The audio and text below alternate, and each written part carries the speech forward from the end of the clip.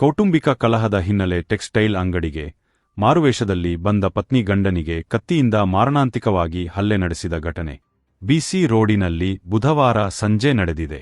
ಕೃಷ್ಣಕುಮಾರ್ ಸೋಮಯಾಜಿ ಅವರಿಗೆ ಪತ್ನಿ ಜ್ಯೋತಿ ಸೋಮಯಾಜಿ ಎಂಬವರು ಕತ್ತಿಯಿಂದ ಕಡಿದ ಮಹಿಳೆಯಾಗಿದ್ದಾರೆ. ಬಿಸಿ ರೋಡಿನ ಸೋಮಯಾಜಿ ಟೆಕ್ಸ್ಟೈಲ್ ಅಂಗಡಿಗೆ ನುಗ್ಗಿದ ಜ್ಯೋತಿ ಕ್ಯಾಶ್ ಕೌಂಟರ್ನಲ್ಲಿ ಕುಳಿತಿದ್ದ ಗಂಡನ ಮೇಲೆ ಕತ್ತಿಯಿಂದ ಕಡಿದು ಹಲ್ಲೆ ನಡೆಸಿ ಪರಾರಿಯಾಗಿದ್ದರು. ಈ ಹಿಂದೆ ಕೂಡ ಜ್ಯೋತಿ ಅವರು ಅಂಗಡಿಗೆ ಬಂದು ಗಂಡನಿಗೆ ಜೀವ ಬೆದರಿಕೆ ಹಾಕಿ ಹೋಗಿರುತ್ತಾರೆ. ಕೃಷ್ಣಕುಮಾರ್ ಸೋಮಯಾಜಿ ಮತ್ತು ಅವರ ಪತ್ನಿ ಜ್ಯೋತಿ ಕೆಟಿ ನಡುವೆ ಮಧ್ಯೆ ಕೌಟುಂಬಿಕ ವಿಚಾರದಲ್ಲಿ ಮನಸ್ತಾಪವಿದ್ದು, ಇದೇ ದ್ವೇಷದಿಂದ ಕೃಷ್ಣಕುಮಾರ್ ಸೋಮಯಾಜಿಯವರನ್ನು ಕೊಲ್ಲುವ ಉದ್ದೇಶದಿಂದ ಕತ್ತಿಯಿಂದ ಹಲ್ಲೆ ನಡೆಸಿದ್ದಾರೆ ಎಂದು ದೂರಿನಲ್ಲಿ ತಿಳಿಸಲಾಗಿದೆ. ಆರೋಪಿ ಜ್ಯೋತಿ ಸೋಮಯಾಜಿ ಅವರನ್ನು ಬಂಟ್ವಾಳ ಪೊಲೀಸರು ಘಟನೆ ನಡೆದ ಕೆಲಸ ನಿಮಿಷಗಳಲ್ಲಿ ಬಂಧಿಸಿದ್ದಾರೆ.